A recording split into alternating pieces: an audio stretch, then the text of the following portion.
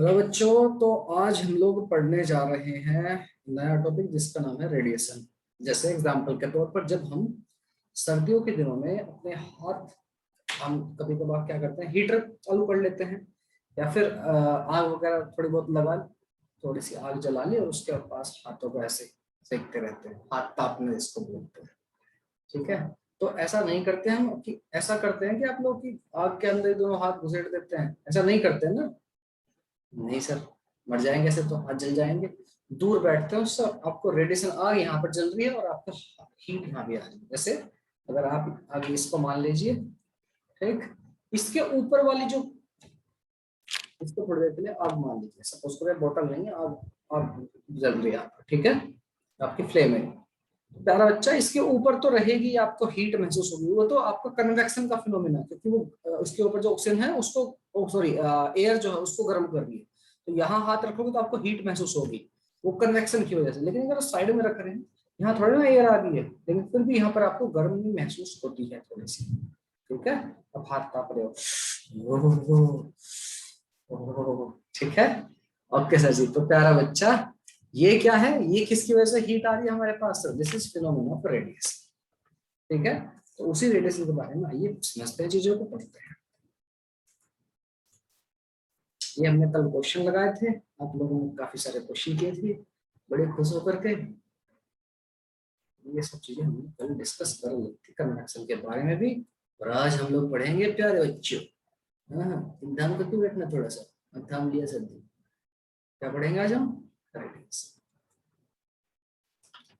अपने माथे पर रेड हेडिंग लगाइए। क्या बात कर रहे हो सर, माथे पे कर लगाइए, लगाइए लगाइए रेडिएशन, रेडिएशन रेडिएशन।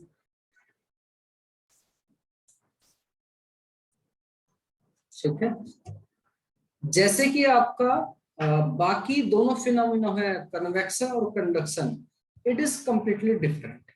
ये आपका अलग है उन दोनों से। कैसे सर? बेटा ये अलग ऐसे है मास्टर जी, कैसे है, क्योंकि इसको एक जगह से दूसरी जगह जाने के लिए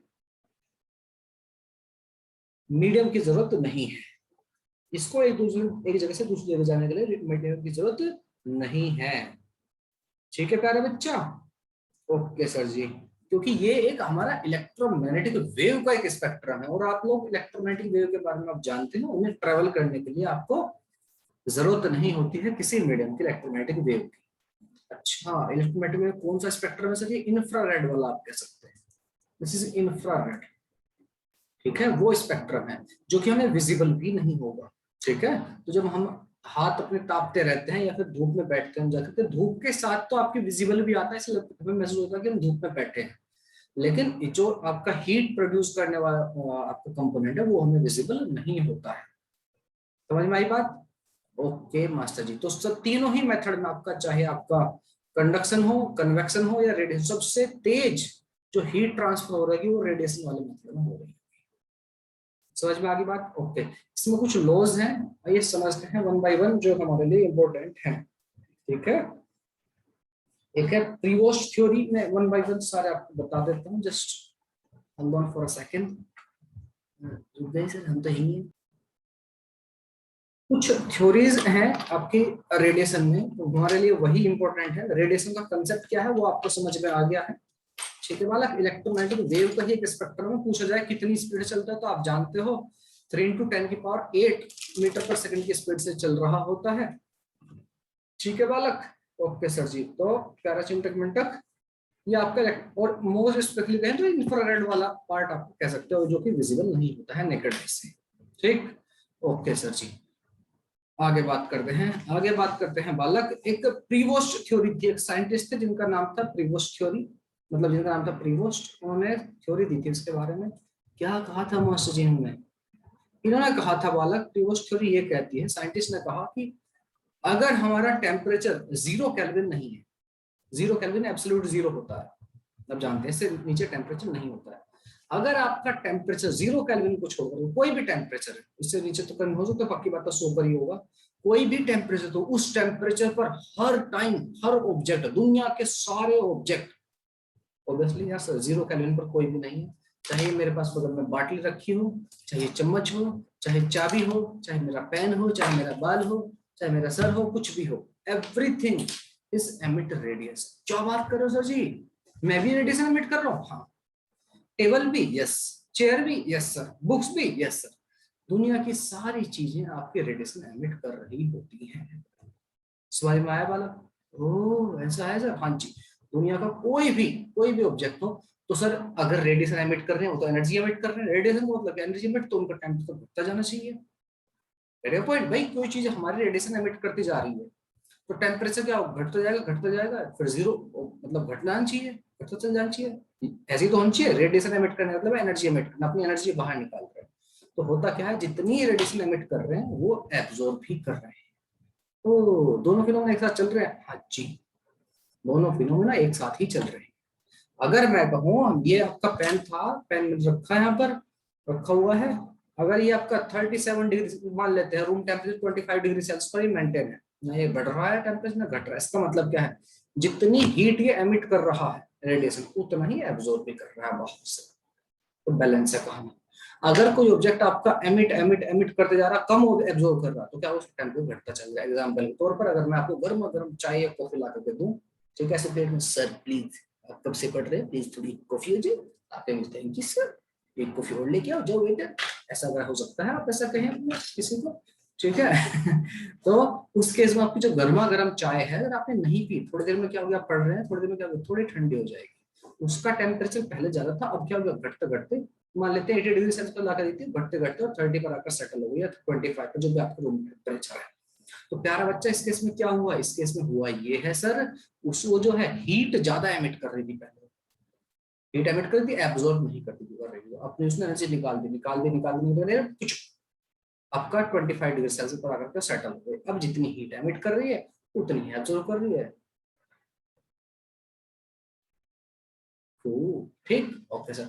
अगर कोई ऑब्जेक्ट, मतलब अगर कोई ऑब्जेक्ट आपका हीट ज्यादा एमिट कर रहा है, एब्जॉर्ब कम कर रहा है, तो क्या होगा, ठंडा होगा, टेम्परेचर डाउन होगा, ठंडा होगा तो टेम्परेचर डाउन होगा। अच्छा, दूसरी बात, अगर कोई बॉडी आपकी आपके हीट ज्यादा एब्जॉर्ब कर रही है और एमिट कम कर रही है, तो उस केस में आपका टेम्परेचर बढ़ेगा। एग्जांपल के तौर पर मैंने आपको ठंडी ठंडी एक गिलास लस्सी ला करके दे दी, बर्फ वाली, ठीक है, आपने थोड़ी देर रखा कि इसे पी लूंगा मैं आराम से, मेरे को बोलना नहीं है, आपने रखा, थोड़ी देर क्यों क्यों क्यों, तो क्या होगा, बाहर से हीट एब्जॉर्ब करेगी, हीट एब्जॉर्ब करेगी, हीट को उतने को एमिट नहीं करेगी जितनी ज्यादा एब्जॉर्ब करेगी, हीट एब्जॉर्ब करते करते क्या करेगी, अपना टेम्परेचर बढ़ाने 25 डिग्री पर सेटल हो जाएगी। Getting my point sir, okay. तो प्यारा बच्चा, हमारे जो प्रीवोस्ट साहब थे, उन्होंने कहा कि एवरीबॉडी एट टेम्परेचर टी, जो कि 0 केल्विन से बड़ा हो, एमिट क्या करती है, आपकी इलेक्ट्रोमैग्नेटिक रेडिएशन, या फिर आपके रेडिएशन आपके एमिट करती है। ठीक है, ओके मास्टर, समझ में आ गई है बात? ठीक, ओके मास्टर जी, मास्टर जी, बात समझ में आ गई, प्रीवोस्ट थोड़ी समझ में आ गया ना? ऐसा, अरे बेटा, तो प्रीवोस्ट थ्योरी क्या कहती है, प्यारे अच्छा, everybody everybody everybody emits radiation, radiation radiation, इनको आप ध्यान में रखना, चीजों को अच्छी अच्छी बातें हैं, at T greater than 0 kelvin, ठीक है। अच्छा सर, ऐसा, हाँ जी बेटा, ठीक है, everybody radiation to the surrounding, surrounding को करती रहती है। और बाकी मैंने आपको बात बता दिया, अगर आपका टेम्परेचर घट रहा है तो इस्तेमाल है, और बढ़ रहा है तो इस्तेमाल है, ठीक है। Yes sir ji. तो हाँ हाँ सर, ठीक है, ओके सर, समझ में आ गई बात। और ठीक, ये प्रीवोस्ट थ्योरी कहती है। अच्छा जी, आगे सुनिए प्यारा बच्चा। यस सर जी, प्यारे बच्चे को सुनाइए आगे। इसके बाद है किरचॉफ बाबा, सबके बाबा, आपके बाबा किरचॉफ बाबा, जो करंट इलेक्ट्रिसिटी में, वही सर, हाँ बेटा, उन्होंने यहाँ भी पीछे नहीं छोड़ा, नहीं बेटा। किरचॉफ बाबा ने कहा, किरचॉफ बाबा ने कहा, किरचॉफ लॉ, ये भैया बाबा जी। ठीक है, नहीं लिखता हूँ, किरचॉफ बाबा जी, ठीक है, उनको प्यार से आप बाबा जी कह सकते हैं। सर आप सारे साइंटिस्ट को बाबा, हाँ तो बेटा हमारे तो दादा परदादा की उम्र क्या है, तो सबको बाबा जी कह सकते हैं ना, प्रिवोस्ट को क्यों नहीं कहा, ठीक है, उनको भी बोल देते हैं। ठीक है, इन्होंने कहा किरचॉफ बाबा ने, good absorber, good absorber are good emitter, क्या बात कर रहे हो सर? हाँ जी बेटा, देखो बिल्कुल प्रकृति में ऐसा होता भी है, आप अगर देखेंगे, ठीक है, अपने हमारे नेचर में ऐसा भी होता भी है, गुड एब्जॉर्बर और गुड एमिटर। ठीक, जो चीज ज्यादा एब्जॉर्ब कर रहा होगा बाहर के रेडिएशन को, वो एमिट भी ज्यादा करेगा। एग्जाम्पल सर पानी का, पानी को देख लीजिए प्यारा बच्चा, बहुत ज्यादा huge amount of energy store कर सकता है, और बहुत बहुत धीरे धीरे स्लोली स्लोली आपको हीट एब्जॉर्ब करेगा और स्लोली स्लोली धीरे धीरे एमिट करेगा। ठीक है, किरचॉफ बाबा ने कहा कि जो गुड एब्जॉर्बर होगा वो गुड एमिटर भी होगा। हाँ, समझ में आई बात? Okay sir ji.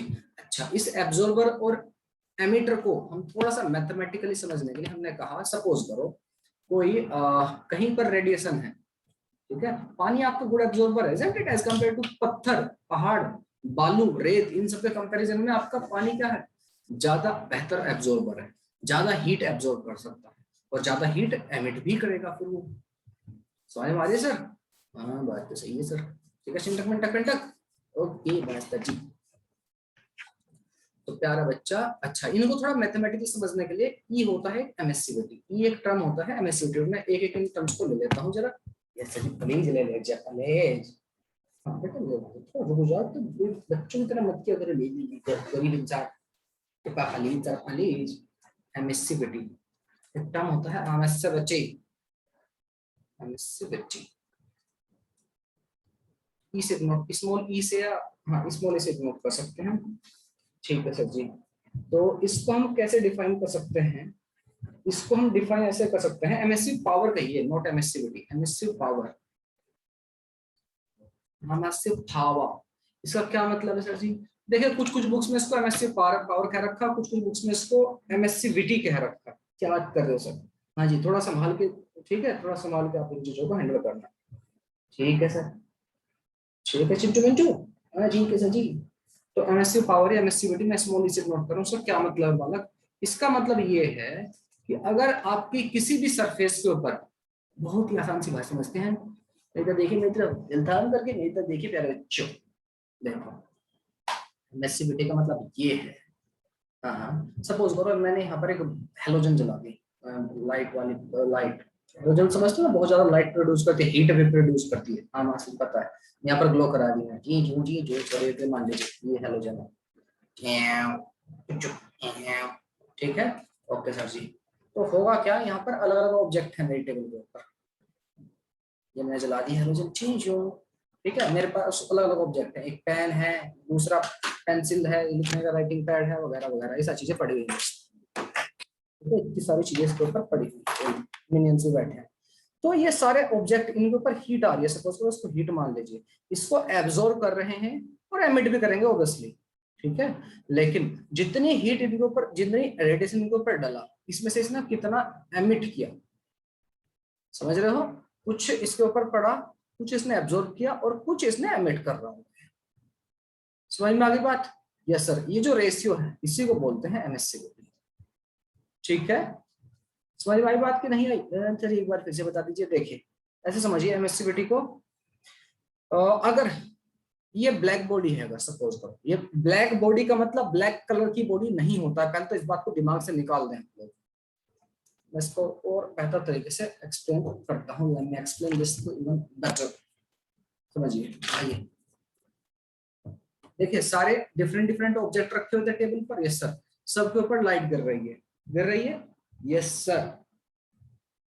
तो बालक एमएससी पावर को आप ऐसे डिफाइन कर सकते हैं, total energy radiated by body per unit area, आप ऐसे डिफाइन कर सकते हैं emissive power, talking about MSc power, ठीक है।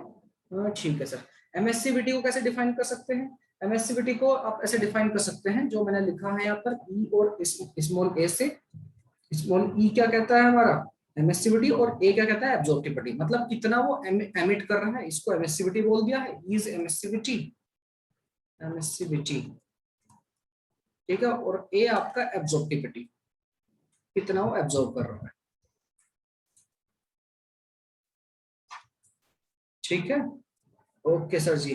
तो बालक किरचॉफ्स लॉ ये कहता है कि भैया जितनी ज्यादा गुड एमिटर जो होंगे वो गुड एब्जॉर्बर भी होंगे, मतलब जितना ज्यादा उसकी जो रेस ये है आपका एमिसिविटी जो है वो एब्जॉर्प्टिविटी के बराबर हो रही होगी, एमिसिविटी आपकी एब्जॉर्प्टिविटी के बराबर हो रही होगी। और ये जो रेशियो है एमिसिविटी का और एब्जॉर्प्टिविटी का, ये लेस देन 1 होता है। अब आइए समझते हैं एमिसिविटी क्या है और डिटेल में समझते हैं इस चीज को। तो बालक एमिसिविटी आप कह सकते हो ये एक रेशियो है। This is a ratio. किस किस का रेशियो है प्यारा बच्चा? ये रेशियो है कि आपकी कितनी एमिट कर रही है एक नॉर्मल बॉडी। ये आप ऐसे डिनोट कर सकते हो, आपकी जो नॉर्मल बॉडी है वो कितनी एनर्जी एमिट कर रही है। ठीक है, एनर्जी एमिटेड या power emitted per unit second होता है, एनर्जी पर यूनिट सेकंड होता है, मतलब पावर एमिट कह सकते हो। Power emitted by normal body, कोई नॉर्मल बॉडी है to the power emitted by black body. Black body मतलब काले रंग की बॉडी, ऐसा बिल्कुल भी नहीं है। इस दिमाग को, इस बात को दिमाग से निकाल दीजिए कि ब्लैक बॉडी मतलब काले रंग की बॉडी। एक सेकंड होल्ड ऑन। एमिसिविटी क्या है बेटा? Power emitted by normal body, कोई भी normal body, to the power emitted by black body, उसी टेम्परेचर पर। ठीक है, अब समझिए इस बात को मैं और अच्छे तरीके से कैसे एक्सप्लेन करा। देखो ये सारे डिफरेंट डिफरेंट ऑब्जेक्ट रखे हैं, इसको हैलोजन हैलोजन को ग्लो कराने की जरूरत नहीं है। ठीक है, ये अलग अलग टाइप के ऑब्जेक्ट रखे हैं। इनमें ब्लैक बॉडी कौन सी है? आंसर है इनमें से कोई सी भी ब्लैक बॉडी नहीं है। ब्लैक बॉडी का बिल्कुल भी ऐसा मतलब नहीं होता कि ब्लैक कलर की बॉडी है तो उसको ब्लैक बॉडी बोले, दिमाग से बात निकाल दीजिए। अच्छा सर ऐसा नहीं है, नहीं बेटा ऐसा बिल्कुल भी नहीं है। ब्लैक बॉडी का ऐसा बिल्कुल भी मतलब नहीं है कि हम पढ़ेंगे ब्लैक बॉडी का क्या मतलब होता है कि ब्लैक कलर का हो गया तो ब्लैक बॉडी, ऐसा बिल्कुल भी नहीं है।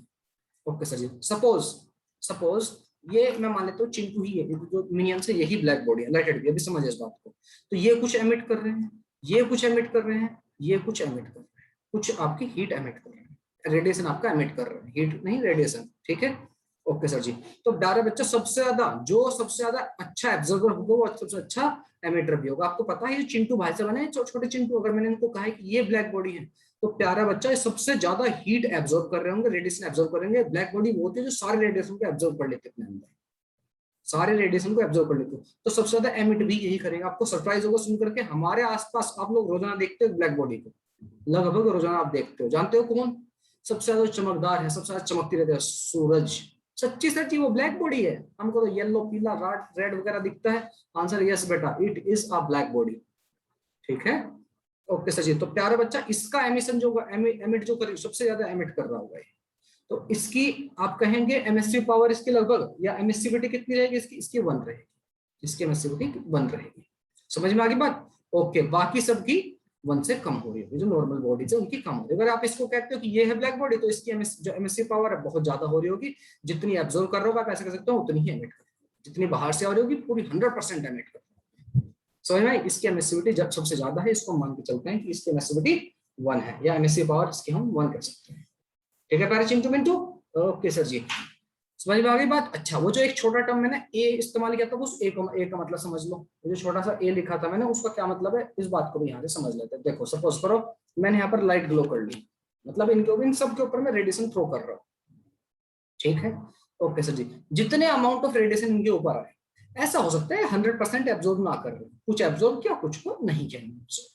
तो ये जो रेशियो है बेटा, कि कितना एब्जॉर्ब कर रहा है टू दी इंसिडेंट, टोटल कितना एब्जॉर्ब किया इन्होंने और कितना इंसिडेंट हुआ, जितना इंसिडेंट हुआ उसको एब्जॉर्ब नहीं किया। ठीक है, ओके सर। ब्लैक बॉडी तो 100% रेडिएशन एब्जॉर्ब करती है, जितना इसके ऊपर गिर रहा होगा सबको एब्जॉर्ब कर लेगी ब्लैक बॉडी, लेकिन बाकी सारी नहीं कर रही हो, कुछ को रिफ्लेक्ट कर देगी। तो ये जो रेशियो होता है प्यारा बच्चा की, कितना आपने एब्जॉर्ब किया टू दी इंसिडेंट, इसी को बोलते हैं एब्जॉर्प्टिव पावर। ठीक है, या एब्जॉर्प्टिविटी, जिसको मैंने स्मॉल ऐसे नोट किया है।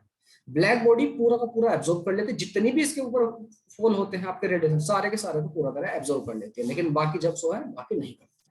ठीक, ओके सर जी। एमिसिविटी और आपका एब्जॉर्प्टिविटी का जो रेशियो ये जो है ये आपका बराबर रहते हैं। ठीक है, E इक्वल टू ए होता है। ठीक, E इक्वल टू ए, और दोनों का रेशियो जनरली आपका लेस देन 1 होगा। लेकिन फॉर ब्लैक बॉडी ये रेशियो क्या हो जाएगा? आप कहेंगे E equal to A equal to दोनों ही 1 रहते हैं। 100% एब्जॉर्ब करेगा, 100% आपका एमिट करेगा, ऐसे कुछ। समझ में आई बात? मेरे ख्याल से बात आपको समझ में आ गई है मास्टर जी।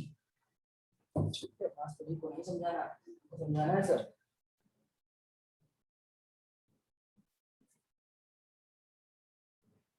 ओके, जरा आप एक चीज और समझते हैं। सपोज करो, यस सर, कोई रेडिएशन हमारी किसी बॉडी के ऊपर गिर रहा है, सपोज करो रेडिएशन है, ठीक है, ये 2-3 टर्म है जो आपको पता होने चाहिए।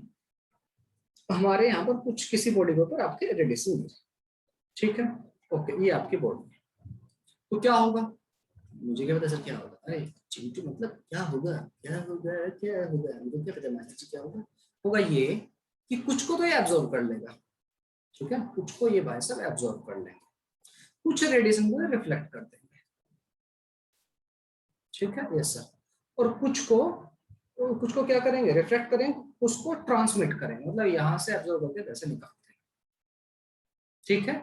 ओके सर, अगर मैं कहूँ टोटल हीट कहिए आप या टोटल रेडिएशन कहिए, ठीक है, अगर ये क्यू आ रहा था यहाँ से क्यू, तो कुछ आपका एब्जॉर्ब हो गया जिसको आपने क्यू ए बोल दिया, कुछ आपका रिफ्लेक्ट हो गया इसको लेटेड भी क्यू आर मान दिया, कुछ आपका ट्रांसमिट हो गया इसको बोल दिया आपने क्यू, ठीक है सर जी, यस सर। तो मैं ये कह सकता हूँ जो आपका Q A plus Q R plus Q T ही मिलकर के आपका सारा का सारा रेडिएशन बना रहा है, कह सकता हूँ मैं। हाँ सर, ये नॉर्मल सा लॉजिक है, ठीक है चिंटक मिंटक, ओके बिल्कुल सर। अच्छा, पूरी इक्वेशन को मैं डिवाइड कर दूं क्यू से, तो आपका ये क्या जाएगा, Q A upon Q plus Q R upon Q plus Q T upon Q equal to 1, ऐसा बोल सकता हूँ। यस सर जी, बिल्कुल बोल सकते हैं। तो प्यारा बच्चा, ये जो ये क्या है, एब्जॉर्प्टिविटी, इसको हम ए से नोट कर सकते हैं। ये क्या है, रिफ्लेक्टिविटी, इसको हम आर से नोट कर सकते हैं। और ये क्या है, ट्रांसमिटिविटी, इसको नोट कर सकते हैं टी से। तो इन तीनों का जो सम होता है इट इज इक्वल टू 1। ओ ये बात है सर, हाँ जी। अगर कोई बॉडी परफेक्टली रिफ्लेक्टर है, केवल रिफ्लेक्ट कर रही है, for perfectly reflector, perfectly reflector, ठीक है, कोई मिरर वगैरह, सच्चाई ये है बेटा, सच्चाई तो ये है।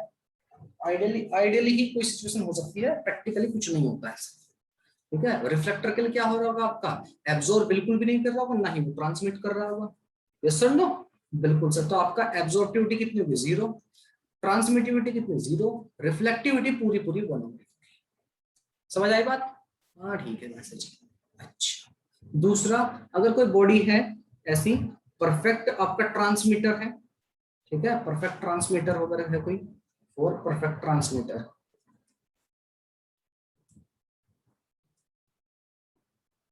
ट्रांसमीटर है वो, तो उस केस में क्या हो रहा होगा प्यारा बच्चा, आप कहेंगे सर टी इक्वल टू इसमें 1 होगा, बाकी एब्जॉर्प्टिविटी 0 और रिफ्लेक्टिविटी आपकी 0, ऐसे कुछ कहानी हो रही होगी। समझ में आ गई बात, अच्छा ठीक है सर, समझ में आ गई है, ठीक।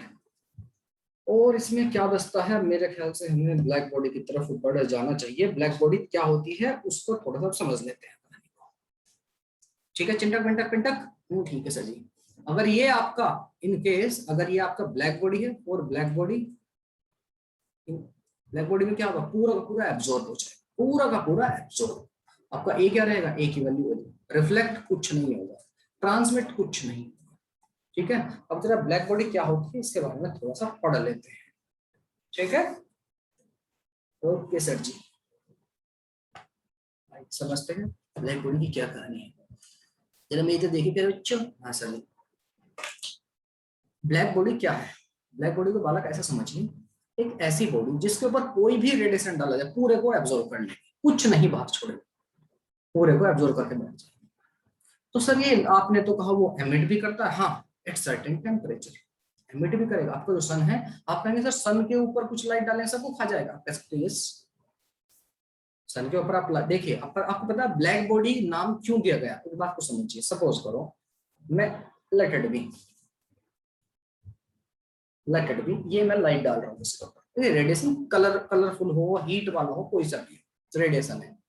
अगर मैं आपको ये ऑब्जेक्ट, या बाहर से सन की तरफ बाहर से लाइट आ रही है और आप इन ऑब्जेक्ट के कलर अपने हिसाब से आप बता रहे हो, आप कह रहे हो सर ये येलो है, ये ब्लैक है, ये ब्लू है, व्हाइट है, जानते हो क्यों कह पा रहे हो आप, you know why you saying this is white, this is blue, this is black, this is this yellow and इनके कच्चे जो है ब्लू है, ठीक है, जानते हो क्यों कह पा रहे हैं, क्योंकि लाइट वहां से आई और इन्होंने लाइट को रिफ्लेक्ट किया, ये वाला हिस्सा इसका येलो कलर की लाइट रिफ्लेक्ट कर रहा है, ये वाला हिस्सा इनका ब्लू कलर की लाइट, ये आपका पेन ब्लू कलर, ये आपका कंडेंसर व्हाइट कलर की लाइट एमिट कर रहा है, ये आपकी ब्लैक एमिट कर रहा है, ऐसे कह सकते हैं, ठीक है। ब्लैक एमिट करने का मतलब क्या है बताते हैं इन चीजों को।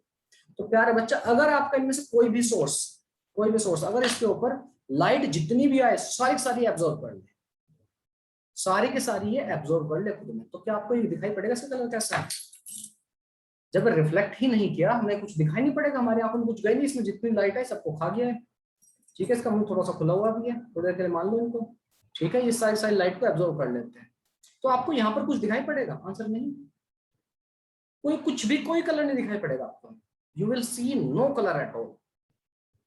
समझ आ रही है बालक? भाई चीजों को आप देख कैसे पा रहे हो? आप कहेंगे रिफ्लेक्शन की वजह से, कैसा कर रहे हो, एमिट कर रहे हैं, वही हम देख पा रहे हैं। हमें कोई चीज ऑब्जेक्ट दिख रही है, हमें ये ग्रीन या येलो आप इसको कह रहे हो, तो क्योंकि ये इस कलर को आपकी तरफ रिफ्लेक्ट कर रही है।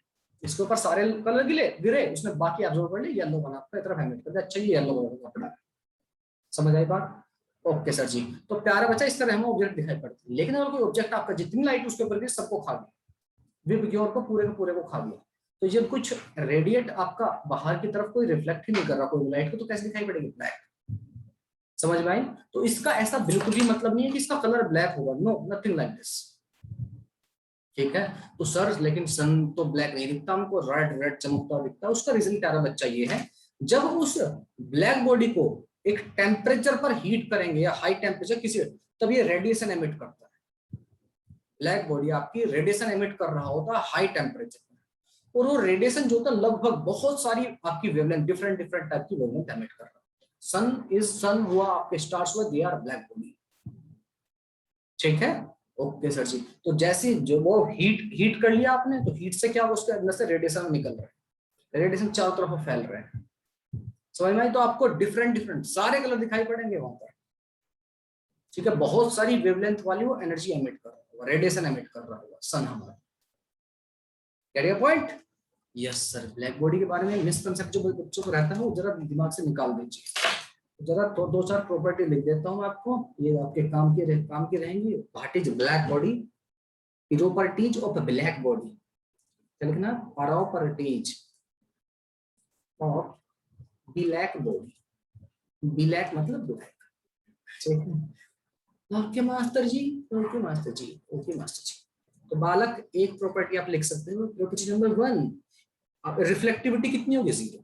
आप कह सकते हो कि it does not reflect anything, does not reflect anything. Second, it does not reflect anything. Anything से मतलब है आपका कुछ भी, आपका एनी रेडिएशन लिखे, not instead of anything you can write any radiation. Radiation को रिफ्लेक्ट नहीं करता है। ठीक है, ओके सर जी। और क्या है, और क्या बोल सकते हैं? और बोल सकते हैं प्यारा बच्चा, मतलब आपका रिफ्लेक्शन आपका 0, रिफ्लेक्टिविटी आपके 0। अच्छा, does not transmit anything, do not transmit anything, transmit anything मतलब आपकी ट्रांसमिटिविटी भी कितनी? 0। और क्या बोल सकते हैं सर जी? ये जो है perfect black body absorb all the radiation incident on it. Perfect black body, black body absorb all the radiation incident on it। ठीक है, ओके। और पूरे के पूरे को एब्जॉर्ब कर लेता है, तो आप कह सकते हो कि एब्जॉर्बिविटी कितनी है आपकी? ठीक है जी, ओके सर। अगली बात, when heated to suitable temperature, when heated to suitable temperature, suitable temperature जब इसको हीट कर देते हैं, सुटेबल हाई टेम्परेचर सर क्या होता है? It emit radiation, it emits radiation of all possible wavelengths, all possible, लगभग लगभग सारी वेवलेंथ्स भी एमिट कर पॉसिबल वेवलेंथ। ठीक है, ओके सर जी। एग्जाम्पल के तौर पर हम कह सकते हैं, कौन है प्यारा इसका एग्जाम्पल? आप कहेंगे सर जी सन। ठीक है, सन जो है ऑलमोस्ट सभी रेडिएशन करता है, एमिट करता है। अगली बात, yes sir, for black body, for black body emissivity जो होता है ई भी आपका इक्वल होता है। समझ में आ गई? एमिसिविटी क्या होता है बालक? वो रेशियो, ठीक है, कौन सा रेशियो? कितना वो एमिट कर रहा है चीज। समझ में आ गई, टू दी ब्लैक बॉडी, तो दोनों का 1 होता है, E equal to small E upon, ठीक है। चलिए सर, बात समझ में आ गई, ठीक। ओके मास्टर जी, आगे बढ़ते हैं जरा, इसमें हम लोग कुछ इंपॉर्टेंट से, हाँ ये जो भाई साहब कहते हैं किरचॉफ बाबा, इसको किरचॉफ बाबा के बारे में बताया था ना मैंने, यस सर। इसमें मोर स्पेसिफिकली अगर कहें किरचॉफ बाबा के बारे में, ये जो E अपॉन A का जो रेशियो है, किरचॉफ बाबा ये कहते हैं रेशियो जो है कांस्टेंट रहता है। ब्लैक बॉडी के लिए वो सेम रहेगा, बाकी के लिए कांस्टेंट रहेगा। किरचॉफ लॉ क्या कहता है, E अपॉन A का जो रेशियो है ये कांस्टेंट रहेगा, जो कि आपको अगर इक्वल टू आप कह सकते हो कैपिटल E, जहां पर कैपिटल E क्या है बालक, कैपिटल E क्या है, emissive power of black body आप कह सकते हो। E क्या है, emissive power of black body, ठीक है, एब्सॉल्यूट 1 हो जाएगी, पावर ऑफ ब्लैक बॉडी। इसमें थोड़ा सा आपको कंफ्यूजन हो रहा होगा, माइट बी, किसमें सर, इसको ना मैं एमएससीबीटी को इसको स्मॉल से नोट कर लो, emissive power of black body, ठीक है। Emissive power of black body को इससे एप्सिलॉन टाइप से नोट कर लेता हूं, यहां से तो इस ई में और इस ई में कंफ्यूजन हो जाएगा आपको, ठीक है। अच्छा, अब कुछ नियम कायदे कानून है बेटा जिससे हमारे क्वेश्चन आने के चांसेस रहते हैं। ये तो होगा किरचॉफ बाबा का, ठीक है। यहाँ किरचॉफ का क्यों हुआ है आपको समझ में आ गया, कैपिटल इसी में डिनोट कर रहा हूं एमएससीबीटी ऑफ ब्लैक बॉडी, ठीक। ओके सर जी, आइए कुछ आपके जो जहां से हमारे लॉज हैं उनसे हमारे जो क्वेश्चन बनने के चांस रहते हैं वो पढ़ते हैं। एक है बाबा बेटा स्टेफन्स लॉ, स्टेफन बाबा का लॉ है, टिफिन जैसा नाम है तो स्टेफन्स लॉ उनका नाम है।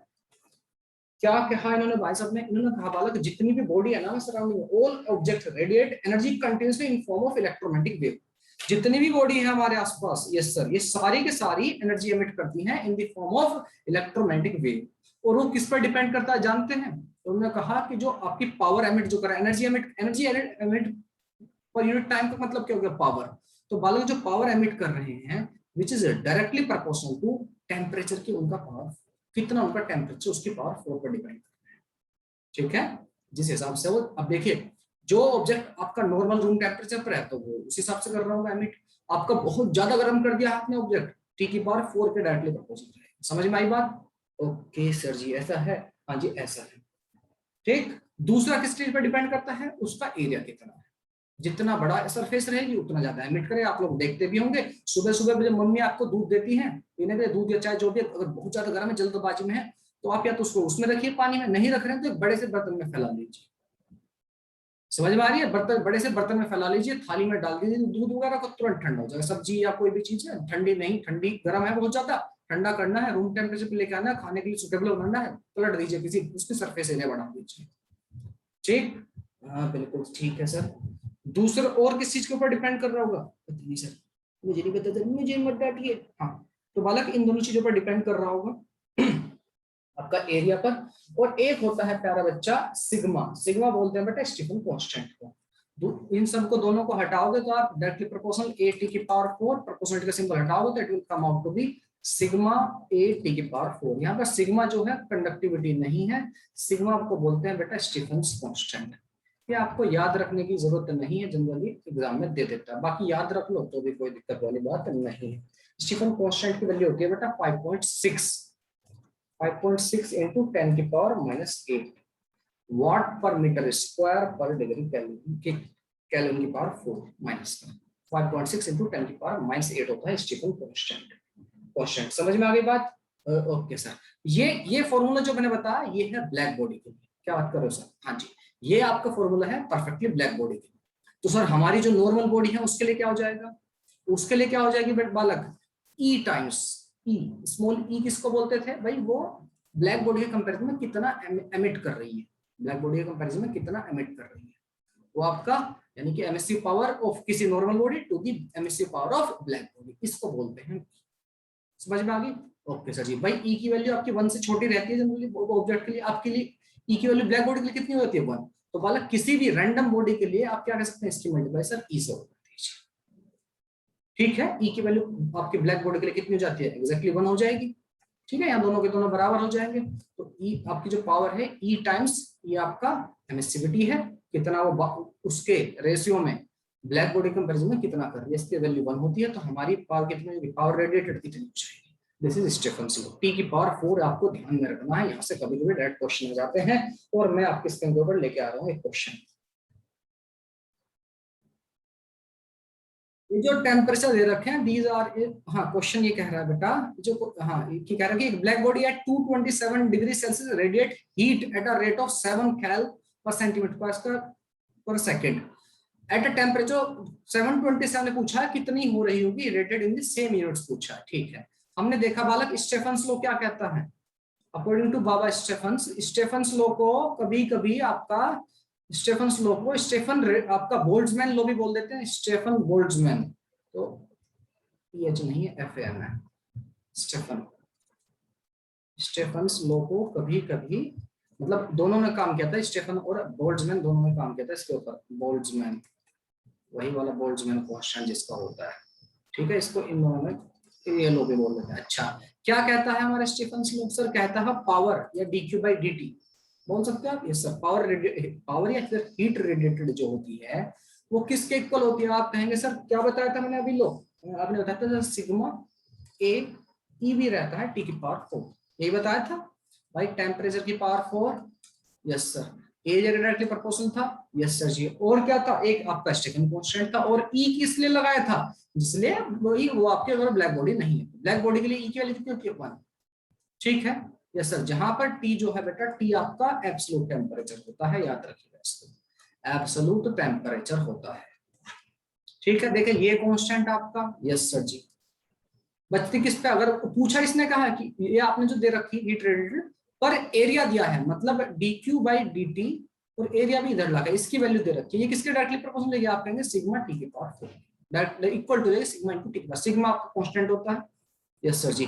ये वैल्यू आपके पास है किसी पर्टिकुलर टेम्परेचर के लिए, यस सर। कितने के लिए, 227 के लिए। 227 को अगर मैं कन्वर्ट करूं आपका केल्विन में तो कितना हो जाएगा, कितना हो जाएगा, ये हो जाएगा सर, ये अपनी फर्स्ट सिचुएशन के लिए मान लेता हूं, तो will be equal to sigma into 227 plus 273, मेरे ख्याल से हो जाएगा कितना 500, यस सर, इसकी पावर 4। दूसरे वाली कंडीशन के लिए आपको जो कैलकुलेट करना है सेम यूनिट में आपका dt, दूसरे वाली कंडीशन के लिए उसमें क्या है, सिग्मा इनटू टी की पावर 4, टेम्परेचर कितना 727, 727 प्लस 273 हो गया कन्वर्ट आपका केल्विन की पावर 4, ठीक।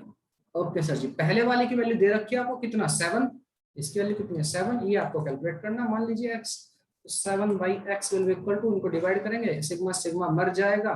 ओके मास्टर जी, बचेगा क्या प्यारा बच्चा, ऊपर बचेगा 500, नीचे बचेगा 1000, इसकी पावर 4, 1 2 3 4 1000 नीचे, तो 1/2 की पावर 4, और 2 की पावर 4 हमारे यहाँ पर होता है 16, और बेटा x की ले जाएगी 16 इंटू 7, 7 6 42, 7 एकम 7 और 4 11, 112 कैल पर सेकेंड पर सेंटीमीटर स्क्वायर, समझ में आ गई बात, ठीक है सर जी, डालिए नाम को, ठीक है प्यारा अच्छा, यस सर जी। अब आगे सुनिए, कूलिंग बाय रेडिएशन, क्या मतलब सर, बेटा अगर कोई ऑब्जेक्ट अपने आप को ठंडा कर रहा है किससे, बाय रेडिएशन, और मैं मान के चल रहा हूं कि इसके आसपास कोई भी आपका एटमॉस्फेयर नहीं है, ठीक है, कोई एटमॉस्फेयर नहीं है, तो अच्छा सर ऐसा मान रहे हैं, हाँ मैं मान के चल रहा हूँ कि कूलिंग बाय रेडिएशन अगर हो रहा है और इसके आसपास कोई भी आपका एटमॉस्फेयर नहीं है, ठीक है, सन वगैरह हो गया ऐसा, उसके आसपास कोई एटमॉस्फेयर नहीं है, ठीक है सर जी। और अगर एटमॉस्फेयर है तो हम अगर एटमॉस्फेयर नहीं है तो हम उसका टेम्परेचर कुछ मान के नहीं चलते हैं, और अगर एटमॉस्फेयर है तो उसका टेम्परेचर टीएस मान लेते हैं, सराउंडिंग का टेम्परेचर टी नॉट मान सकते हैं, ठीक है प्यारा बच्चा, यस सर जी, ठीक है। तो प्यारा बच्चा, हीट जो फ्लो होती है एक जगह से दूसरी जगह होती है, गर्म जगह से ठंडी जगह पर फ्लो होती है, हाईयर टेम्परेचर लोअर टेम्परेचर की तरफ फ्लो होती है, ठीक है सर जी। अगर कोई ऑब्जेक्ट आपका कूलिंग बाई आपका रेडिएशन हो रहा है, कोई ऑब्जेक्ट ठंडा हो रहा है बाई रेडिएशन एमिट कर करके, ठीक है सर जी, तो वो कैसे कैसे आपका ठंडा हो रहा होगा, ठीक, ठीक है सर जी। तो कह सकते हैं कोई आपका जो ब्लैक बॉडी थी, ये ब्लैक बॉडी थी ऐसी, टी, इसका टेम्परेचर टी था, ठीक है, बाहर का टेम्परेचर टी नॉट, तो मान के चलते हैं T is greater than T not, तभी आपका रेडिएशन एमिट कर रहा है, ठीक है। तो यहाँ पर क्या हो रहा होगा, आपके रेडिएशन जो है एमिट ज्यादा कर रहा होगा, टेम्परेचर बड़ा है इसका एज कंपेयर टू एब्जॉर्ब करने का, समझ में आ गई बात, ठीक है सर जी। तो अगर बालक कितनी है आपकी जो हीट एमिट कर रहा होगा, किस रेट से कर रहा होगा, ये कर रहा होगा आपका, स्टीफन बाबा ने क्या कहा था, स्टीफन बाबा ने कहा था सर ये हो जाता है ई ए सिग्मा टी की पावर 4, ई को हटा दीजिए, ब्लैक बॉडी है, यस सर, ठीक है। अगर ब्लैक बॉडी नहीं है तो रहने दीजिए, अगर नॉर्मल बॉडी है तो ठीक। अगर नॉर्मल बॉडी है तो क्या रहेगा, ई भी रहेगा, ई रहेगा, टी की पावर 4 रहेगा, सिग्मा रहेगा, टी की पावर 4। इस रेट से हीट एमिट कर, ठीक है चिंटू मिंटू। यस सर, ये आपका सराउंडिंग है जिसका टेम्परेचर टी नॉट है, बाहर का टेम्परेचर टी नॉट है। तो ये इसकी वजह से इसके अंदर जो है ये भी रेडिएशन आपका एमिट कर रहा होगा सब जगह चारों तरफ, भाई एमिट कर रहा होगा, ऑब्जेक्ट नहीं है बट सराउंडिंग है, ठीक है। ये इसको हीट दे रहा होगा तो कुछ एब्जॉर्ब भी कर रहा होगा, हाँ कि ना, कितना कर रहा होगा, वही ई ए सिग्मा टी नॉट की पावर 4। एग्री? बिल्कुल सही बात है सर, एग्री कि नहीं? पूर्णतः एग्री है सर, ठीक है। तो बालक हीट फ्लो बाहर की तरफ ज्यादा है, ये वाला कंपोनेंट ज्यादा है आपका as compare to this one, तो नेट फ्लो कितना आ जाएगा, dq बाई dt कितना आ जाएगा नेट फ्लो, आप कहेंगे sir E A sigma T की पावर 4 माइनस टी नॉट की पावर 4। यस और नो? ये आपका बाहर निकल रहा है, ये इसके अंदर एंटर कर रहा है। Yes sir ji. तो इसको थोड़ा सा ध्यान रखिए, कहा है कूलिंग बाय रेडिएशन, टेम्परेचर क्या जगह आपको dq पता है, ms डेल्टा टी होता है या mc डेल्टा टी, जो भी आप कहें। तो बुक में ms है, कुछ जगह mc का, हाँ। तो mc को इधर ले जाइए, तो dq dt upon dt rate of cooling is equal to E A sigma T की पावर 4 माइनस टी नॉट की पावर 4 डिवाइड बाई mc। समझ में आ गई बात? ओके सर जी, समझ में आ गई, रेट ऑफ कूलिंग ऐसा कुछ है, ठीक है। यस सर जी, तो इसको आप ध्यान में रखिए। एक चिंता मिनटा, अगर कोई बॉडी बाहर, अगर कोई बॉडी बाहर है ही नहीं तो टी की पावर 4 से चल जाओ, ठीक है। मेरे ख्याल से बात समझ में आ गई है, ठीक है। ओके ओके ओके सर जी। अच्छा, एक चीज और समझिए बात, अगर, हाँ सर, एक हमारे न्यूटन साहब थे, हाँ सर, उनको कौन नहीं जानता, न्यूटन बाबा जी ने कहा, न्यूटन लॉ ऑफ कूलिंग ये कहता, हालांकि ये स्टेफन स्टेफन से ही आया, और ये जो टेम्परेचर ये नेगेटिव हो रही होगी वैल्यू, जैसे ना टेम्परेचर घट रहा होगा तो dt by dt value negative आ रही होगी, टेम्परेचर घटता जा रहा होगा, ठीक है सर जी। एक चीज और समझिए बालक, yes master ji, Newton's law of cooling इसी से आया है, न्यूटन्स लॉ ऑफ कूलिंग आप कैसे कह सकते हैं, न्यूटन्स लॉ ऑफ कूलिंग इसी से रिलेटेड है। न्यूटन्स लॉ ऑफ कूलिंग क्या कहता है, बाबा जी ने कहा अगर बाहर का टेम्परेचर डिफरेंस जो है बहुत कम, मतलब टी जो है ऑलमोस्ट ऑलमोस्ट टी नॉट के इक्वल है, जैसे आपने टेम्परेचर का डिफरेंस बहुत थोड़ा सा, आपने पानी ला के दिया, थोड़ा सा धूप में रखा हुआ था, मान लेते हैं 30 डिग्री से 26 पर 28 पर जो भी था आसपास टेम्परेचर था, टेम्परेचर में कोई बहुत ज्यादा डिफरेंस नहीं था, ठीक है। ऑलमोस्ट ऑलमोस्ट टी नॉट कहिए, सराउंडिंग टी नॉट क्या आपका सराउंडिंग टेम्परेचर, सराउंडिंग टेम्परेचर, ठीक है। ओके, तो टी क्या है आपका टेम्परेचर ऑफ बॉडी, जो आपकी हीट एमिट कर रही है ऑफ बॉडी, ठीक है चिंटू मिंटू। अच्छा, तो इसी इक्वेशन को जो ऊपर लिखी हुई है, यस सर जी, dt अपॉन dt को आप ऐसा बोल सकते हैं, नेगेटिव सिंबल में नहीं लगा रहा हूँ, ई A sigma upon M C बोल सकता हूँ, बिल्कुल सर। और ये ए की पावर 4 माइनस बी की पावर 4 को आप कैसे लिख सकते हैं, कुछ भी लिख सकते हैं सर, हम इसको ए स्क्वायर माइनस बी स्क्वायर एक ब्रैकेट में, दूसरे ब्रैकेट में ए स्क्वायर प्लस बी स्क्वायर लिख सकते हो, यस सर जी। तो मैं इसको लिख लेता हूँ टी की पावर 4 प्लस टी नॉट की पावर 4 सॉरी स्क्वायर, टी का स्क्वायर टी नॉट का स्क्वायर, दूसरे ब्रैकेट में लिख लेता हूँ मैं टी का स्क्वायर माइनस टी नॉट का स्क्वायर, पर उसको मैं फिर से ब्रेक कर सकता हूँ, यस सर, क्या लिख सकता हूँ, टी प्लस टी नॉट, दूसरे bracket T minus T not लिख सकता हूँ, हाँ लिख सकते हैं सर। अब एक चीज देखिए, लगभग लगभग मैंने कहा कि ये टी और बाहर का टेम्परेचर लगभग लगभग बराबर है, तो इसको मैं सिंपली क्या लिख सकता हूँ, मैं इसको आप लिख लीजिए सर 2 टाइम्स टी नॉट की स्क्वायर, इसको क्या लिख लूँ मैं 2 टाइम्स टी नॉट लिख सकता हूँ, यस सर। बस डिफरेंस को छोड़ दीजिए, डिफरेंस थोड़ा छोटा सा डिफरेंस, ज्यादा डिफरेंस नहीं है, ओके सर, ठीक है। ओके सर जी, तो यहाँ से ये सारे टर्म्स जो है आपके कांस्टेंट आ जाएंगे, सारे के सारे टर्म्स आपके कांस्टेंट आ जाएंगे, ये 2 2 जा 4 हो जाएगा, आप लिख सकते हैं 4 times E A sigma upon M C और इंटू टी नॉट की पावर कितनी क्यू, टी नॉट की क्यू, यस और नो, सराउंडिंग का टेम्परेचर, यस ठीक है। बचेगा क्या, टी माइनस टी नॉट। तो न्यूटन बाबा कहते हैं हमारा जो रेट ऑफ कूलिंग होगी प्यारा बच्चा, अगर टेम्परेचर डिफरेंस कम है तो डायरेक्टली प्रोपोर्शनल होगी किसके, देखिए ये सारी चीजें कांस्टेंट है, कांस्टेंट किसके ऊपर डिफरेंस होगी, डिपेंड करेगी इनके डिफरेंस के ऊपर, ज्यादा डिफरेंस ज्यादा तेजी से ठंडा हो रहा होगा, कम डिफरेंस कम हो रहा होगा, आप इस चीज को डे टू डे लाइफ में प्रैक्टिस करते हैं, कैसे, अगर आपको गर्मा गर्म चाय ला के दी है गर्मियों के दिनों में, गर्मियों के दिनों में सपोज करो मम्मी ने चाय ला के दी आपको 60 डिग्री सेल्सियस पे या 80 डिग्री सेल्सियस पे, मान लो 80 डिग्री सेल्सियस, गर्मियों के दिनों में अच्छी खासी गर्मी पड़ रही है, दिल्ली जैसे गंदे सॉरी दिल्ली जैसे पॉल्यूटेड शहर में हो जहां पर पॉल्यूशन और गर्मी बहुत ज्यादा होती है, तो वहां पर आपको चाय ला के दी, सपोज करो टेम्परेचर आपका 40 या 45, आजकल जो भी चल रहा है, ये चल रहा है +40 चल रहा है वहां पर टेम्परेचर, ठीक, वहां पर चाय लग रही, तो आपकी जो चाय आप घड़ी में देख कर दे सकते हैं, आप सपोज करो आपकी चाय जो है नॉर्मल टेम्परेचर पर आधे घंटे लेट इट बी। यही चाय जब सर्दियों के दिनों में लाकर देती है मदर आप मम्मी आपको, तब क्या होती है कहानी, सर बहुत जल्दी ठंडी हो जाती है, मम्मी तब तो कहते हैं ठंडा गरम गरम खाना खा ले, थोड़ी देर रखा गया तो तुरंत ठंडा है, क्यों, वहां पर टेम्परेचर डिफरेंस क्या बहुत ज्यादा बढ़ गया। सर्दियों के दिनों में टेम्परेचर कहां पहुंच गया 10 डिग्री, चाय कितने पर थी 80, तो डिफरेंस कितना 70। जबकि जबकि हमारे गर्मियों के दिनों में टेम्परेचर कितना 40 डिग्री या 45 डिग्री टेम्परेचर बैठे हुए, और चाय आपकी है 80 डिग्री पर, तो डिफरेंस क्या है, छोटा है, तो आपके रेट ऑफ कूलिंग क्या स्लो है।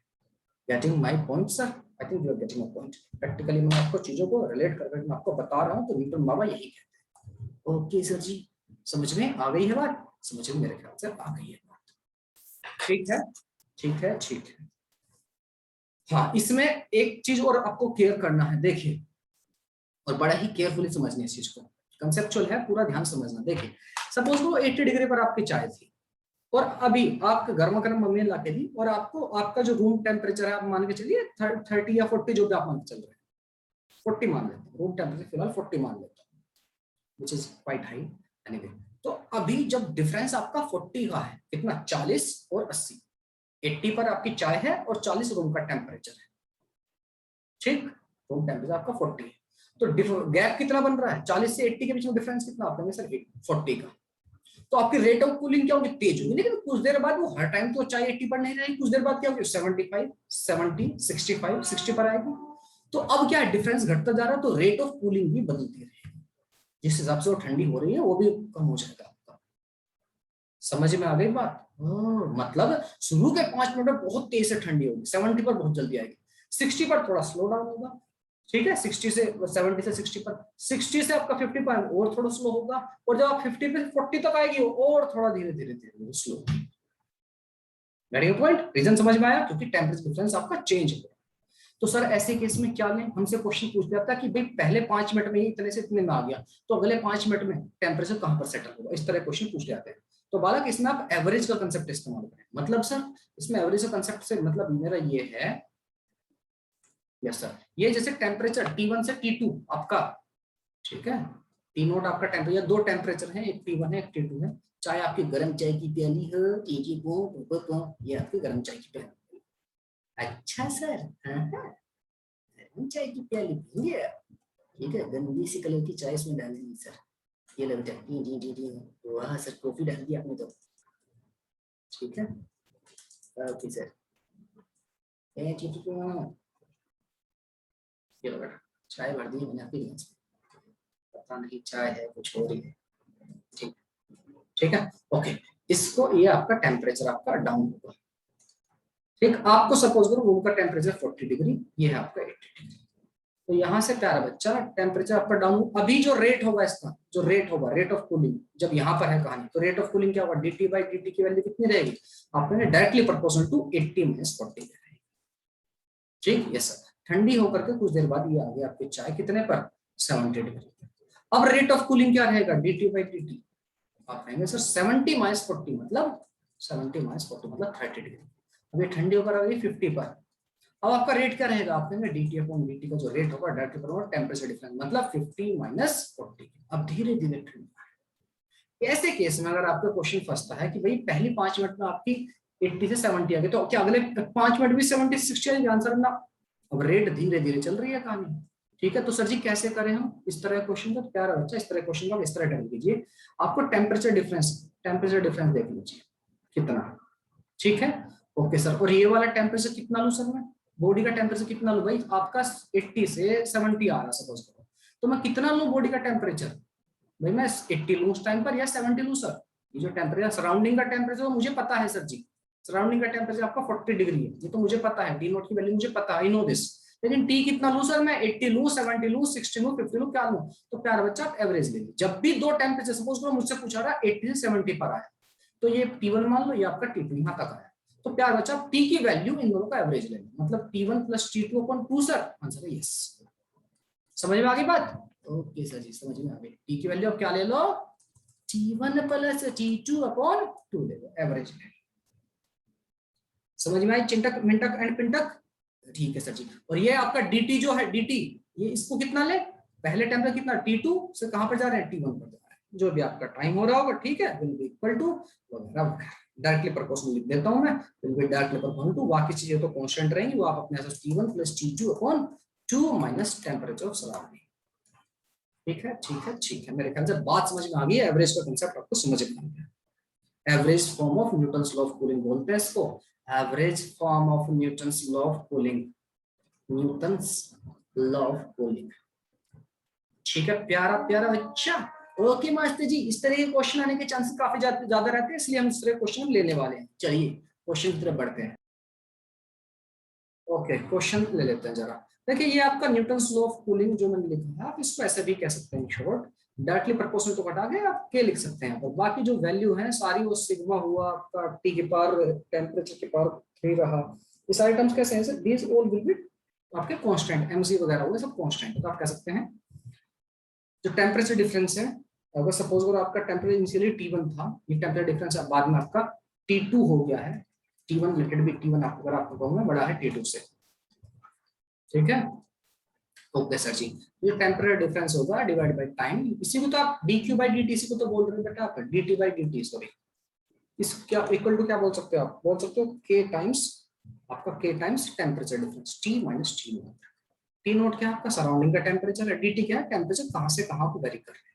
तो पहली सिचुएशन में अगर मैं देखूं 10 मिनट में आपकी बॉडी कहां से कहां तक हो गई, 60 से आपकी 40 पर आ गई, T1 minus T2 divide by जितना भी आपको टाइम लग रहा हो k times T minus T not. अब क्वेश्चन ये है जो T है ये वाला T, ठीक, वो आपका टाइम के साथ वेरी हो रहा है, क्यों, पहले 60 था, बिल्कुल सर, बाहर का टेम्परेचर कितना दे रखा है सराउंडिंग का 10 डिग्री, तो 60 माइनस 10 होता है यहाँ पे, लेकिन कुछ देर बाद क्या हो चुका आपका 59 होगा 55 होगा ऐसे बढ़ता है, तो इस टी को आपके क्या लेने के लिए बोला मैंने, इस टी को आप लीजिए इन दोनों का एवरेज, किसका T1 प्लस T2 का एवरेज, तो इसको मैं एवरेज फॉर्मूले के हिसाब से मैं ये लिख सकता हूँ, I can write it down like this, T1 plus T2 upon 2 minus T not, जो भी सराउंडिंग का टेम्परेचर, एग्री, यस सर। तो स्टार्टिंग में जो गिवन कंडीशन है उसके हिसाब से ये क्या था 60 माइनस 40, कितनी देर में हो गया आप कहेंगे सर 10 मिनट में, 10 मिनट में हुआ, यस सर मिनट में, इक्वल टू k टाइम्स इसका एवरेज T1 प्लस T2 मतलब 60 plus 40 100 divide by 2 50 minus T not की वैल्यू कितनी है, आप कहेंगे सर जी T नॉट की वैल्यू कितनी है 10 डिग्री बाहर का टेम्परेचर, एग्री, हाँ बिल्कुल ठीक है सर एग्री है। यहाँ से चाहे तो आप k की वैल्यू कैलकुलेट कर सकते हैं, नहीं भी करना चाहते दैट इज कंप्लीटली ओके, ठीक है। ओके इसको मैं एज इट इज लिखूंगा छोड़ देता हूं, ओके चिंतक मिंटक, ये सर k की वैल्यू दोनों ही केस में सेम रहेगी, उसने कह रहा है कि द टेम्परेचर, अब कह रहा है कि अगले 10 मिनट में क्या होगा, अगले 10 मिनट में कहां कहां, अब 40 आपका अचीव कर चुका है, ठीक है 40 आपका चाहिए, तो 40 माइनस जो नेक्स्ट टेम्परेचर होगा वही हमें कैलकुलेट करना, कहां पर जाकर गाड़ी उठोगे, सपोज करो x मान लेता हूं, ठीक है। ओके सर कितनी देर में 10 मिनट में, sir will be equal to k times, यहाँ पर टेम्परेचर कितना लिखो भाई 40 माइनस एक्स, इनका एवरेज कर लो 40 plus x upon 2 minus 10, it will be equal to, ये आ जाएगा हमारे इक्वेशन 2, एग्री, सराउंडिंग का टेम्परेचर 10 ही रहना यार, और 40 और x में 40 से घट करके वो आपका कुछ भी जो भी होगा 18 हो 28 हो 38 हो 34 हो जो भी हो, एग्री हो इस बात से, हाँ बिल्कुल ठीक है सर। हमें क्या कैलकुलेट करना है, x की वैल्यू करना है, x क्या है लेट फाइनल टेम्परेचर जो है आपका, फाइनल नहीं मतलब आफ्टर 10 मिनट, x क्या है temperature after 10 minute, next 10 minute, ठीक है। इक्वेशन 1 को 2 से आप डिवाइड कर सकते हैं, थोड़ा सा मैं इसको सिंप्लीफाई कर लेता हूँ पहले वाली इक्वेशन को, यहाँ पर 40 में से 60 में से 40 गए 20 बचेंगे, 20 को डिवाइड करो 10 से तो 2 आ जाए, 2 will be equal to k times 40, ठीक है। चाहो तो k की वैल्यू यहाँ पे रख सकते हो, not a big thing, divide करना चाहो k की वैल्यू ले लेता हूँ आसान रहेगा, तो k की वैल्यू कितनी रहेगी, आप कहेंगे sir 1/20, agree, yes sir ji. तो 40 minus x upon 10 will be equal to 1/20, और यहाँ पर 40 प्लस x बाई 2 माइनस 10, ठीक है सर, मेरे ख्याल से पूरी तरह यहाँ तक बात सही है। तो यहाँ पर 20 0 से 0 कट्टा मुट्टा कर दीजिए और 2 से इसके डिवाइड कर लीजिए, 80 minus 2x will be equal to, इसमें यहाँ पर 20 कर लेंगे इसको प्लस x बाई 2 और माइनस का 10, 20 समझ में आया, 2 अलग अलग कर दिया, ठीक है सर, तो 20 में से 10 गया आपका 10 ही बचेगा, ठीक है यस सर। तो 80 minus 10 will be equal to x plus 2, x by 2 plus 2x कितना, 2 दूनी 4 1 5, 5x/2 equal to 70। Yes sir, तो 5 से 14 और x will come out to be 28 degree Celsius will be our temperature after 10 minute. समझ में आ गई बात? मेरे ख्याल से बात समझ में। तो आंसर होगा आपका, आंसर कौन सा, B4 बॉम्बे। जो ऑप्शन दिए थे अवेलेबल ऑप्शन में से आपका B4 Bombay will be answer 28। ठीक, कह रहा है body cools down from 52 point this to 47.5 in 5 minute. ठीक है, अच्छा जी, तो ये आपका इतने से इतना हो जाता है 5 मिनट में। ठीक है सर जी, मान लिया। तो आप कह सकते हैं, हमें पता है न्यूटन्स लॉ ऑफ कूलिंग क्या कहता है, आप कहता है T1 माइनस T2 अपॉन जितना भी टाइम लग रहा है is equal to K times temperature difference. Temperature difference कौन सा, सराउंडिंग का। तो T यहाँ पर जो T लिखते हो कितना लिखते हो, T1 प्लस T2 अपॉन 2 और माइनस T नोट मान लें सराउंडिंग का टेम्परेचर। सर मुझे T नोट ही कैलकुलेट करना। तो पहली सिचुएशन में क्या है, 52.5 से घट करके आया है 47.5 तक, डिवाइड बाय कितने टाइम में, आपको सर जी 5 मिनट में, equal to K times T1 plus T2 47.5 और 52.5 कितना हो जाएगा, इसको एक दे देता हूं मैं, 53 हो जाएगा, 47 है उसको हो जाएगा 100/2। ठीक है ना? यस सर जी, 100/2 हो जाएगा। कुछ गड़बड़ तो नहीं कर रहा हूँ? 47 52 100 ही होता है ना। हाँ ना सर, कहीं लगा रहे हैं, तो 100/2 मतलब 50 आ जाएगा, 50 माइनस T नोट। ठीक है, हाँ ठीक है ना सर जी। चलिए, एक तो इक्वेशन बन गया मेरे पास, ये यहाँ पर के बी है, टी नोट है, नहीं एक इक्वेशन की और जरूरत होगी हमें। ठीक है, ओके सर जी। दूसरे केस में क्या कहा इसने, ये आपका एंड इतने 7.5 मिनट, 47 से है ना, 47 से कहां पर आ गया, 42 पर, 47 से 42 पर आ गया, कितने देर में, गली 7.5 मिनट। ठीक है, चिंटक मिंटक पिंटक। अगर आपको किसी को कंफ्यूजन हो रहा हो लैंग्वेज में कि सर ये 42.5 52 से आया है या 47 से, ऐसा हो सकता है, लैंग्वेज इसी तरह की लिखी हुई है, तो बेटा दिमाग का थोड़ा सा लॉजिक लगाना। अगर पहले 5 मिनट में इसका टेम्परेचर कितना, 52 से यहाँ तक कितना हो गया 5 डिग्री ही आपको खत्म होता है, अगले 5 मिनट में 5 डिग्री खत्म नहीं होगा। समझ में आ रही है, स्लो हो जाएगा रेट। हाँ ठीक है सर, ये यहाँ से नहीं आया, 47 से आया है। ठीक है, अगले 5 मिनट तो 2.5 मिनट में ही आपका इतना हो गया, फिर तो गड़बड़ हो जाएगा, उल्टा गर्म हो रहा ऑब्जेक्ट। ठीक, मतलब रेट ऑफ कूलिंग आपकी बढ़ रही है टेम्परेचर घटने के साथ, जो कि पॉसिबल नहीं है। तो यहाँ पर आपका 47.5 से आपका 42.5 आया, फिर से अगले 5 डिग्री में डिवाइड बाई कितने, 7.5 मिनट में, आपके 5 मिनट में नहीं आया, अगले 7.5 मिनट इक्वल टू के। इनका एवरेज कितना हो जाएगा, 47 42, तो ये दो इधर दे दीजिए इसको, 43 और 45 और 45 90/2, मतलब इसको आप लिखोगे 47 plus 40 47.5 plus 42.5 equal to 90 divide by 2 होता है 45। मुझे कैलकुलेट क्या करना है, मास जी टी नॉट। इनका डिफरेंस कितना है बाय द वे, 52 में से 5, 52.5 में से 47.5 गया, कितना बचेगा सर जी, 5/5 इसको बोल सकता हूँ, और ये इधर आपका 5/7 बोल सकता हूँ, 7.5। एग्री? एग्री सर जी, एग्री। 7.5। तो एक इक्वेशन को दूसरे डिवाइड करके कुटम पीटा कर सकते हैं, बिल्कुल कर सकते हैं सर, कुटम पट्टा कर सकते हैं। ये आपका इक्वल टू 1, ये आपका इक्वल टू इतना, इसको कुटम पट्टा कर लो, 25 दूनी 50, 25 2/3 इक्वल टू दिस। इक्वेशन 1 को 2 से या 2 से 1 को किसी को भी किसी से डिवाइड करिए, मुझे के की वैल्यू की जरूरत नहीं है, अगर होती तो।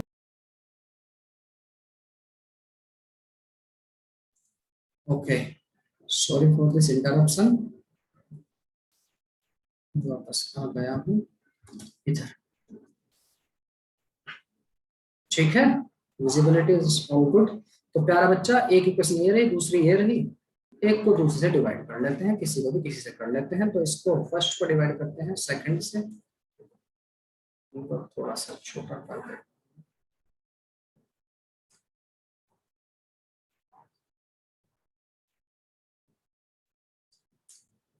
ठीक,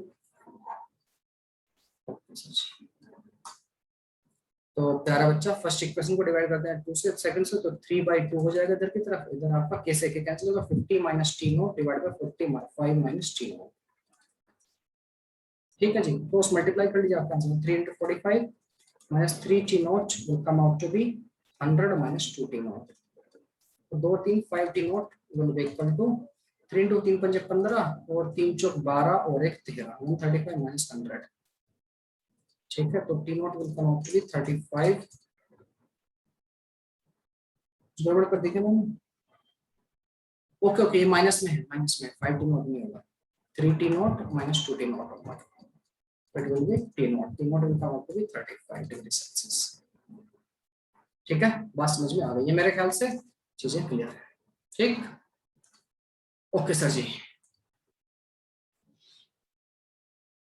नेक्स्ट हेडिंग लगाइए बेटा, वीन्स, वीन्स का डिस्प्लेसमेंट लो, WEINS, वीन्स डिस्प्लेसमेंट लो। मैं आपको पहले से इंडिकेट कर रहा हूँ, मैं यहाँ पर लिख दे दूंगा। ठीक है, ये आपका मेंस में आता है, जेई मेंस में, एडवांस में, सॉरी जेई मेंस में नहीं आता है, जेई मेंस में नहीं आता है, एडवांस में आता है जनरली।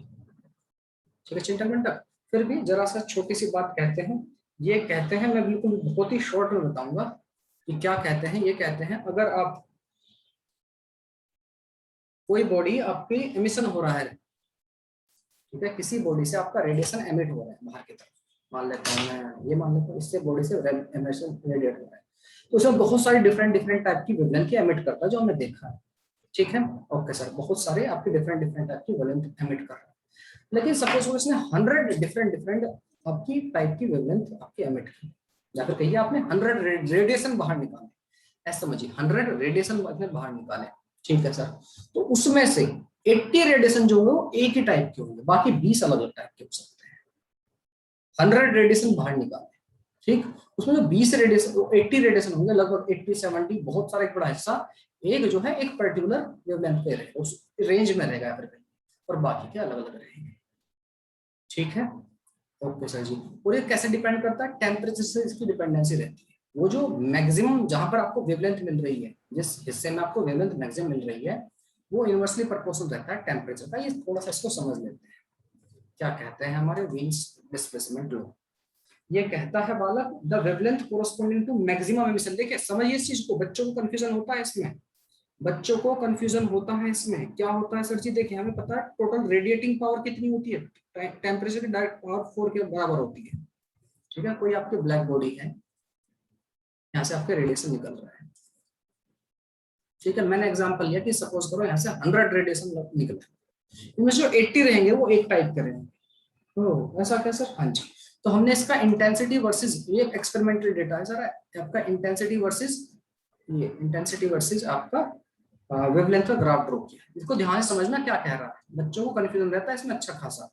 ये आपकी इंटेंसिटी मान लो, इधर मैं ड्रॉ कर रहा हूँ इंटेंसिटी को, इधर आपका मैं मान लेता हूँ लैम्डा वेवलेंथ को ड्रॉ कर रहा हूँ किसी पर्टिकुलर टेम्परेचर टी के लिए।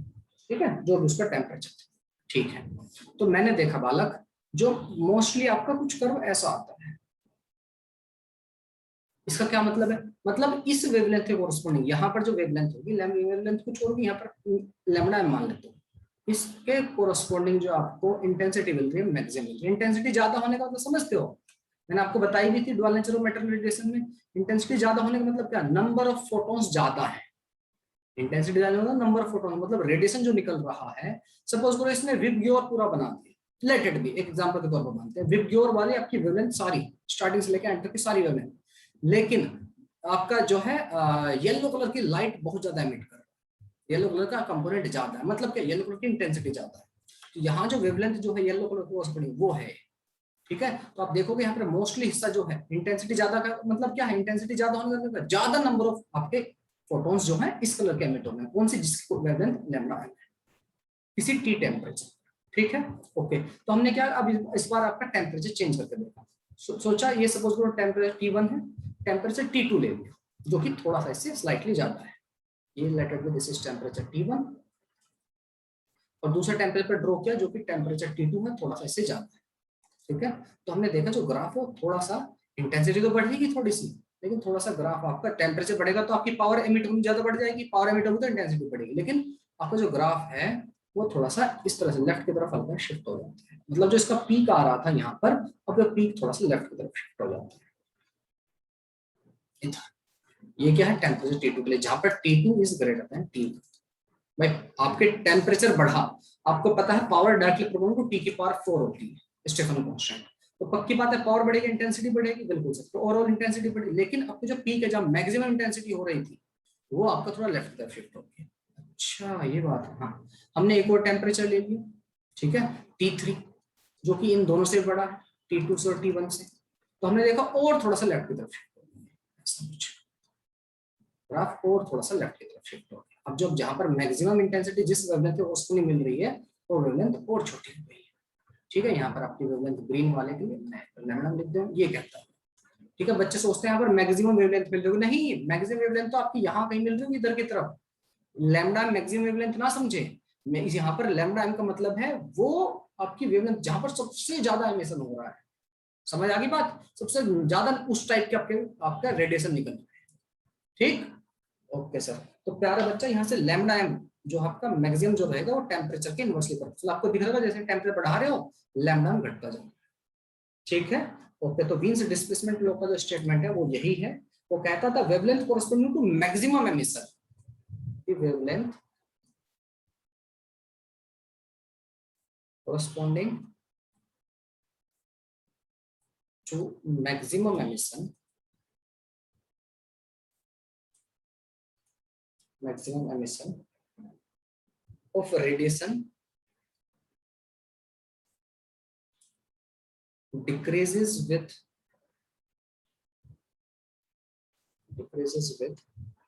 increasing temperature,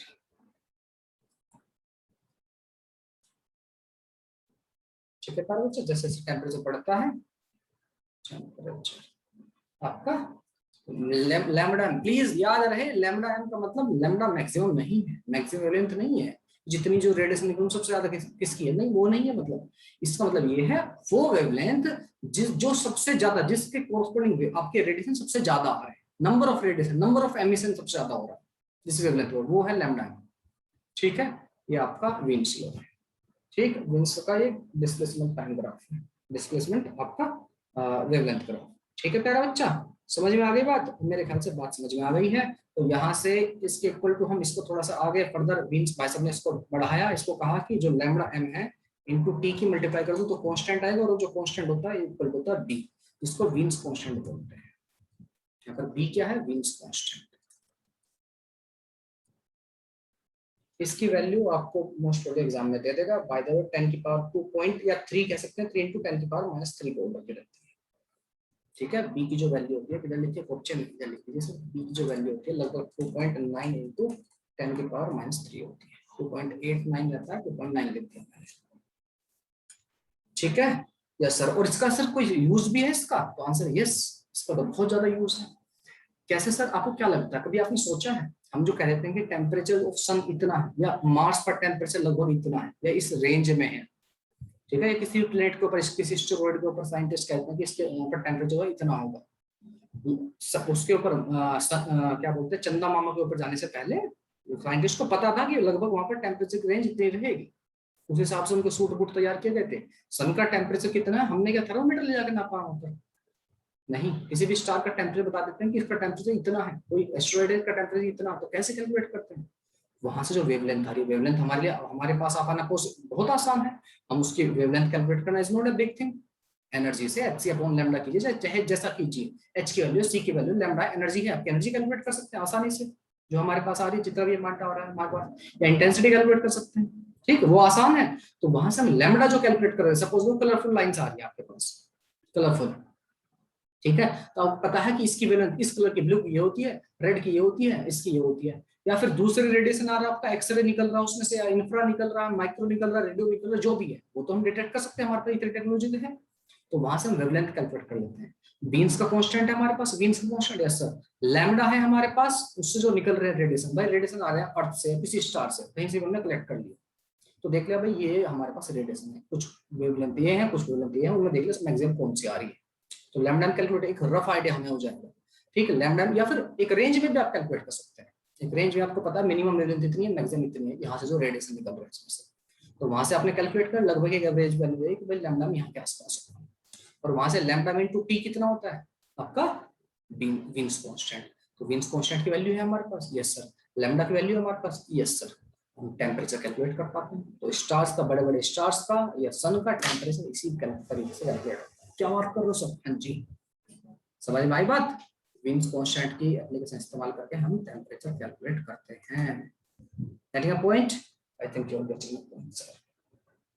ठीक है प्यारा बच्चा? अच्छा, यस सर जी। चलिए इसके ऊपर एक क्वेश्चन लेते हैं जी। देखिए, कह रहा था spectral energy distribution of the sun has maxima. Maximum मतलब जो वहां पर आपको मैक्सिमम वेवलेंथ मिल रही है कितनी? 4753। ठीक है। Find the temperature of star for which spectral distribution has a maxima 10,350। आपको पता है ये जो आपका लैम्डा मैक्सिमा इनटू टेंपरेचर होता है वो कांस्टेंट होता है। तो आप कह सकते हो यहाँ से इक्वल टू वीन्स कांस्टेंट होगा जो कि 2.9 या 3 into 10 की पावर माइनस 3 का ऑर्डर होता है। Lambda 1 T1 will equal to lambda 2 T2। तो लैम्डा 1 कितना है आप कहेंगे सर? 4753। इसको थोड़ा अप्रोक्सीमेशन लेंगे, 4750 ले लीजिए, और इसमें अप्रोक्सीमेशन और भी ले सकते हैं थोड़ा बहुत। इनटू T1 टेम्परेचर कितना है आपका? स्पेक्ट्रम फॉर द सन लगभग 6000 लिया है इन्होंने, दिया है क्वेश्चन में 6000 इक्वल टू लैम्डा 2 मुझे पता है कितना 10,350 इनटू आपका T2 ही मुझे कैलकुलेट करना है। तो फिर कम आपकी 4750 इनटू 6000 डिवाइड बाय 10,350। ठीक है, थोड़ा बहुत अप्रोक्सीमेशन आप ले सकते हैं। ये जीरो कट्टा पुट्टा कीजिए, लगभग लगभग आपके आसपास जो वैल्यू आ रही है 10,335। तो 5 से कट्टम पुट्टा खेल लीजिए, 5 से 5 10, 0 5 7 35 और 5 8 40, 5 9 45, 5 9 25, 95, 260। इसको और थोड़ा सा अप्रोक्सीमेट लेता हूँ मैं, इसको लगभग लगभग ऊपर वाले को 100 ले लेता हूँ, वैल्यूज को थोड़ा सा मैं छोटा कर लूँ जितना आएगा, नीचे 6000 और नीचे 200 ले लेता हूँ। आंसर जो है जितनी आ रही है उसको थोड़ा छोटा कर लेना, लगभग 2 3 6। तो आपका लगभग कुछ छूट गया क्या मुझसे? एक जीरो भी छूट गई है क्या? कुछ छूट गया, 6000 है। ठीक है, तो बालक 2 3 6 लगभग आपका 3000 के आसपास, 3000 से थोड़ा छोटा।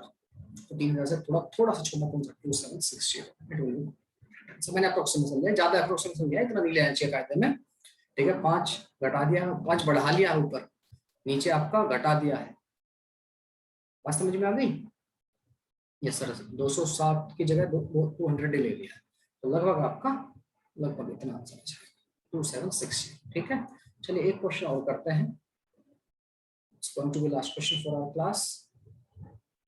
इसका फोटो लेना है तो ले सकते हैं आप। 1 2 3 कुछ। नेक्स्ट क्वेश्चन की तरफ बढ़ते हैं।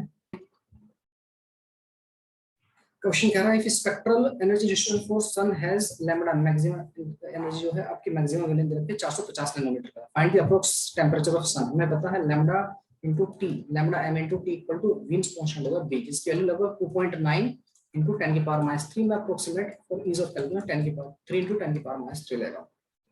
ठीक है, ठीक है सर जी।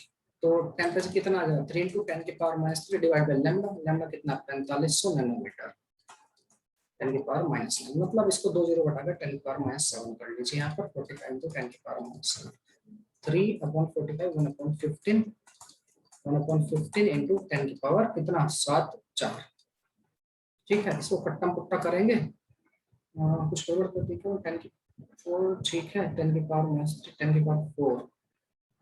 ठीक है, 10 की पावर 4 अपन 15 बचा क्या?